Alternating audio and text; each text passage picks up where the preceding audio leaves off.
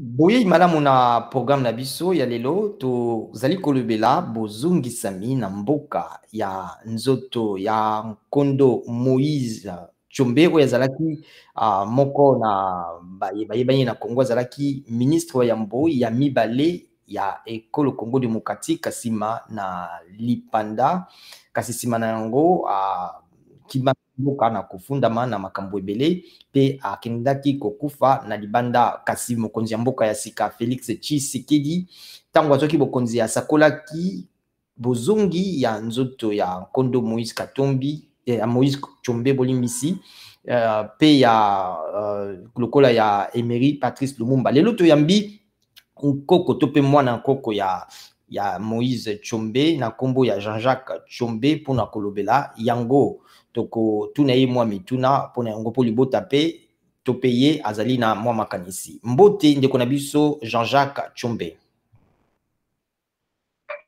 Mbote ndeko. Voilà, toyokaki président koloba ete ntango azwi bokonzi président Félix Tshisekedi andimi aosala makasi mpo te nzoto kaka ya Tshombe te ya basusu mpe bazonga bokomi wapi na makambo wana yako po tokaki kala te bazolinga kozongisa nzoto ya Lumumba, bongo ya Moïse Tshombe ekomi wapi? Bon, depuis basalaki annonce wana ya kozongisa nzoto ya Koko Tshombe, en tout cas président Tshisekedi amonaki famille moko na Bruxelles po nzoto ya grand-père Tshombe evandaka na Bruxelles, hein? Donc ayambaki bango, ayambaki biso, nga mutu nazalaki te, mais ayambaki biso. Et puis depuis vraiment toyebi te eloko nini esalamaki. Yango wana biso tolingi d'abord toyebisa président na bato mosusu ya Congo ke Moïse Tshombe bakondanaki ye, donc bajuge na 1967 bapesaki ye condamnation à mort. Donc avant yango wana tozoloba, en tout cas nga nazoloba na liboso toloba nzoto na ezonga, il faut d'abord bolimbisi boyeba ke bato nyonso baloba na biso ke Moïse Tshombe asalaki eloko moko te, ezalaki procès politique po Mobutu azalaki azwaki pouvoir na dictature, donc il fallait basalir nzoto ya papa Tshombe. Donc yango wana bakondanaki ye. Donc avant nzoto ezonga, il faut nzoto penza bosukola nzoto wana, hein? Boloba ke Moïse Tshombe asalaki eloko moko te, Moïse Tshombe asalaki eloko moko te ya mabe, mais asalaki biloko ebele très bien, hein? Donc yango wana nga biso tozoloba boye, hein? Il faut quand même que Congolais bayeba politiciens o bazoloba ke baza balingi kozongisa Moïse Tshombe na situation ya bien. Il faut quand même oyokana biso nyonso bapoliticien nyonso, ezala Fayulu, ezala Tshisekedi, ezala président Tshisekedi, to Moïse Katumbi, to Jean-Pierre Bemba, to bato mosusu, boyokana ke Moïse Tshombe azalaki innocent. Donc il faut avant azonga bozongisa nzoto na ye na Congo, bolobaka kasi ke azalaki innocent. Po l'état ya Mobutu alobaki ke Moïse Tshombe asalaki bambeba, mais bambeba nini? Mbeba moko te. Kasi akozongisama kondimama azalaki innocent na procédure nini? Bino bozo yozo suggéré nini to pe bino libota bozo suggéré nini? Bozo pesa makanisi nini? Bon, nga moko Jean-Jacques Tshombe nazwaki makanisi moko ya justice transitionnelle. Eningi koloba nini? elingi koloba il faut justice moko esalema ba instituer justice moko neti soki na ozalaki politicien hein? Bakondamnaki yo na procès politique donc osalaki eloko boko te mais kasi baninga mosusu ennemi adversaire na yo balingaki bazongisa yo quelque part hein? Babosana yo donc basali nini basali procès bakondamne yo hein? Donc wana eza mbeba yango wana il faut au moins justice transitionnelle moko eya po elave yo mpona mbeba wana. Voilà. Et puis, président il y a le 5 juillet 1969, il y a Reuters, tango simana liwa ya monsieur Moïse Tshombe le 29 juin 1969 akufaki mokolo moko yambo na 9e anniversaire ya kokanisa indépendance mais tango lobi justice transitionnelle oyo biso toyebi ezali esalamaka mingi na sima na mboko ebimi na bitumba ezalaka mpona komema bato koyokana mpona kimia po te bapoto eza na mitema esila bakoluka nani asalaki nani bakoluka koreconcilie bato bongo oyo ozoloba yango mpona Moïse Tshombe to mpona nayebi ekolo Congo euta na bitumba mingi eza kaka mpona ya Moïse Tshombe nazoloba mpona ekolo Congo mobimba Moïse Tshombe eza kaka mutu moko mais nazoloba po omoni ke baguerre esalamaki bambeba ebele bato bayibaki mbongo ebele baekole eza te bazone de santé bahôpital eza te donc wana eza nyonso wana eza bambeba me nayebi ke soki tolingi kokanga bato wana nyonso ndenge elingi il faut esalema tolingi kokanga bango l'État éco-stoppé. Mais justice conditionnelle de Senga, n'ayez pas que ça n'a pas que Senina ba Musuba Sengi bon Musuba Sengi Bachana Musala makambo ezali na rapport mapping na mbeba nyonso salama auto Musuba lobi auto 1996 ou 1998 Musuba bi auto 2003 kasi ozoloba réhabilitation ya Moïse Tshombe ye bakondana ki na 1967 pe na sima likolo kuna eza makambo kala donc pona yo esengeli bandotala makambo nyonso leka kala banda indépendance kino sikoyo to ndenge nini kasi CNS elobaki nini il faut Moïse Tshombe azonga nzoto na ye ezonga président Tshisekedi tango azwi bokonzi alobaki nini il faut nzoto na ye ezonga donc wana elingi koloba ke ezali penza eloko moko il faut esalema soki esalemi te wana kokoso yango wana nalobi po esalema na ndenge ya bien il faut kaka justice transitionnelle eya elave ye bato nyonso bayebake asalaki eloko moko te me na nsima bamosusu wana mpo kimia ezala na pe kimia ezala na bokonzi kimia ezala na mboka il faut justice wana esalema pour tout le monde mpo bambeba ebele trop esalemaki il faut vérité justice wana ebimisa vérité et justice wana nalingi nini esalema nalingi soki osali mbeba soki okomi na justice wana yo kende na justice wana pesa nini kasi Moïse Tshombe ye pe bafunda ye na makambo ebele oyebi apart kaka makambo bafundela ye ya koluka kokweyisa bokonzi na 67 sima na maponami na ye bafundaki ye kiyamba azala premier ministre na makambo etali basécession na Katanga na makambo mosusu pe bafunda ye kutu ata na liwa ya premier ministre oyo azalaki yambo na ye akoma premier ministre na liwa ya na sotaki kutu mosusu na français ya Lumumba balobaka ke ye na bamunongo basusu bazalaki kozela Lumumba akomi na Kinshasa pe bamususu koti kati na bango baparticipaki na maltraitance to pe torture oyo basalaki Moïse ti plutôt Lumumba ti akufaki.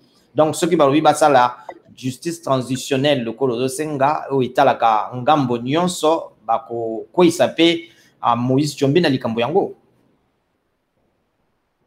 Mais excusez papa, yebisanga ozoloba ke bazo akize ye balobaka mais yo mutu nazotuna yo oyebi nini na baaffaire wana na Lumumba est-ce que omoni ke Moïse Tshombe azalaki makomi ezali yebisanga azalaki na okende na yango te mpona osamba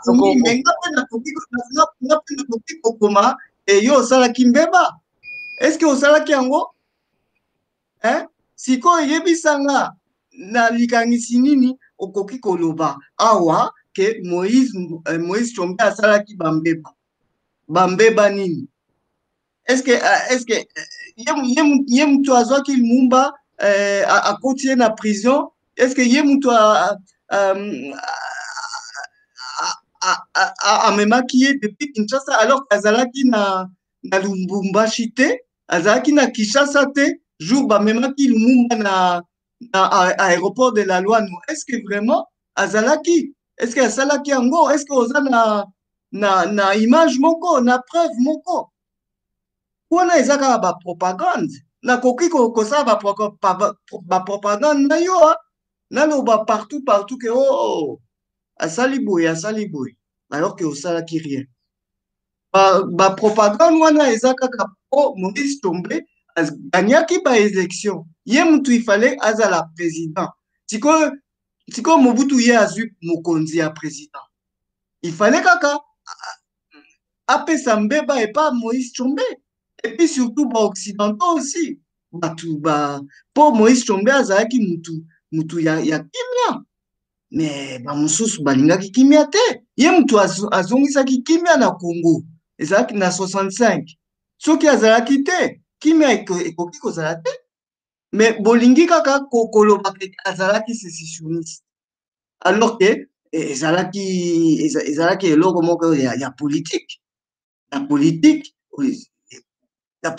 okoki osala biloko po préserver, o garantir au moins par exemple katanga na yo. Et puis omona ndenge nini tokosala po mboka nyonso Kongo nyonso ebongisama. Omoni yango wana nazoyebiso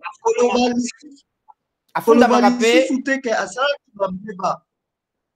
Afundamaka pe na nsima ya libanda na koyokana na babelge mpona kotinda basoda mpona kokata katanga. Moni lelo balobaka bakata katanga basala boye ye nde mutu atia yango na moto ya bakatangere. D'abord soki oza démocrate soki mutu azoyebiso nga nalingi bakata katanga est-ce qu'il faut oboma ye po azoloba boye? Eza opinion, c'est tout. Ok? Et puis il faut discuter na batu. Est-ce que likanisi wana ke il faut baboma batu baza ba indépendantiste tout ça. Et ça le 22 mars 2020. Na Lubumbashi, tuna batu ya ba journaliste belge.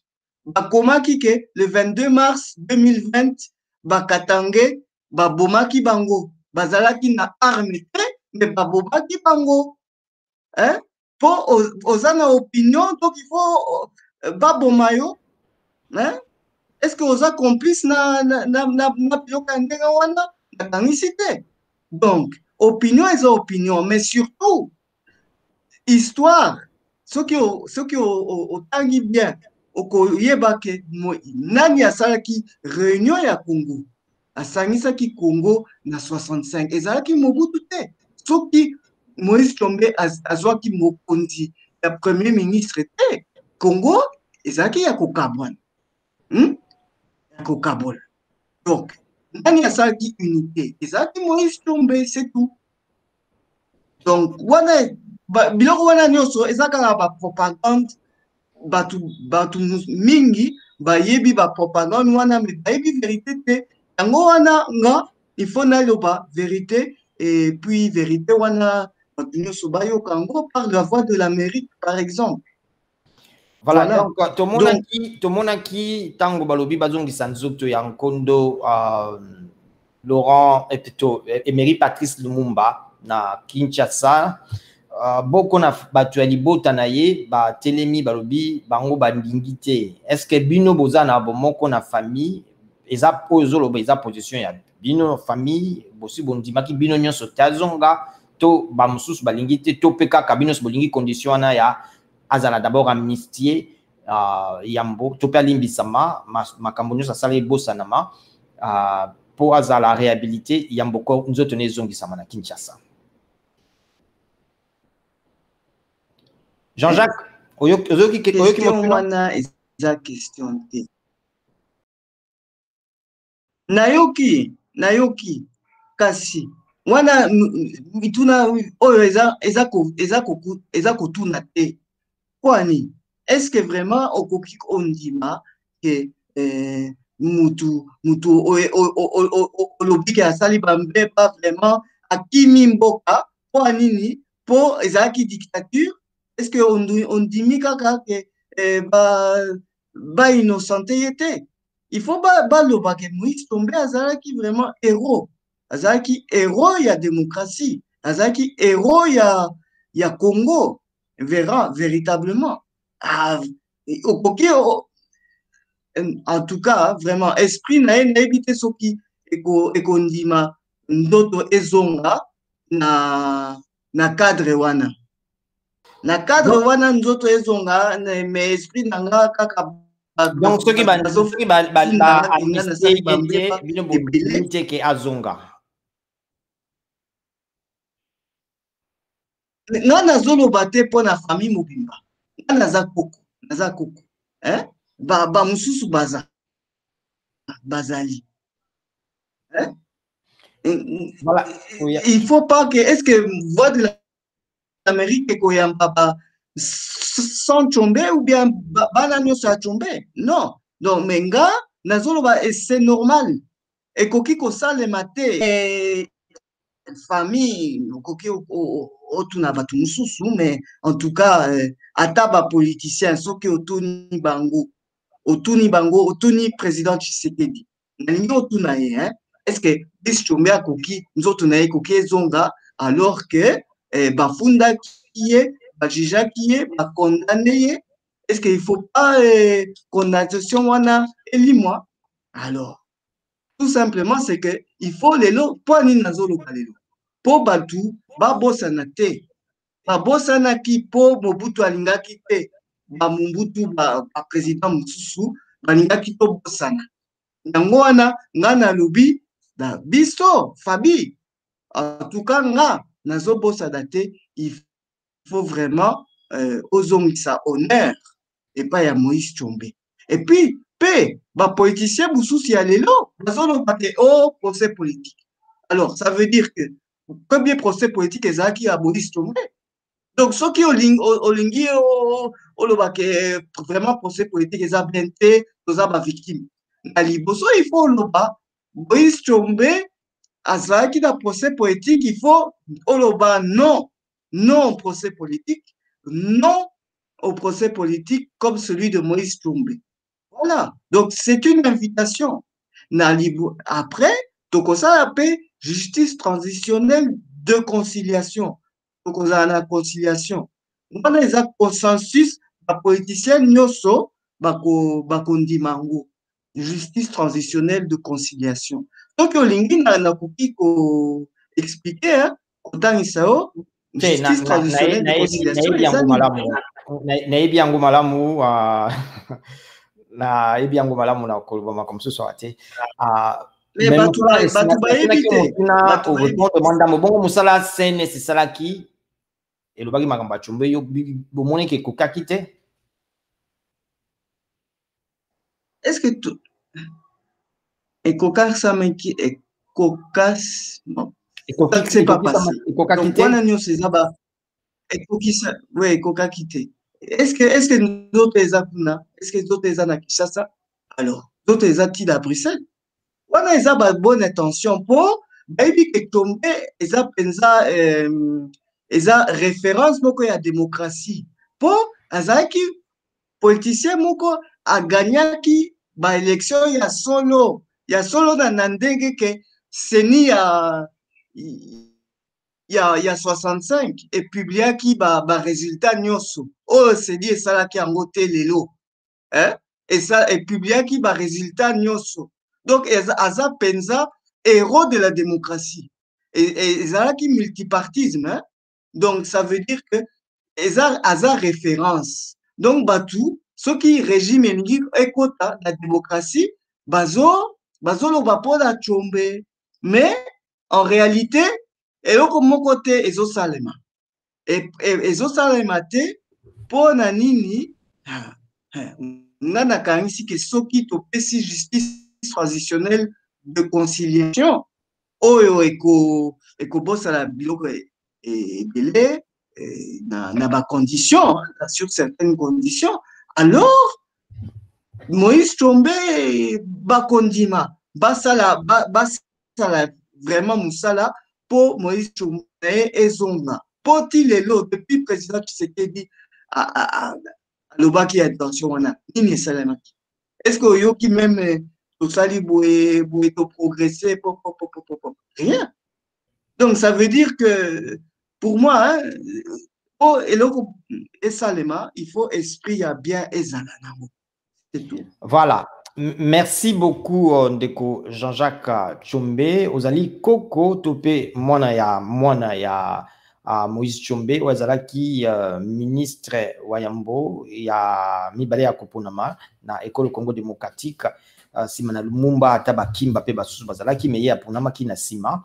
toyambaki yo mpona koloba tokomi wapi na koluka kozongisa nzoto ya nkondo Moïse Tshombe pe osengi na kombo libota ete ba réhabiliter ye to pe ba ministre ba limbisa ye ba longola oyo yo lobi ezalaki lokuta na kofundama na ye tiememaki na liwa matondo mingi na bino banso pe boyambaki biso ezalaki wabino Edi Sango tokutani na programme mosusu awa na VOA Lingala toyambaki bongo Jean-Jacques Lumumba mwana ya kondo Moïse Tshombe. Merci mingi.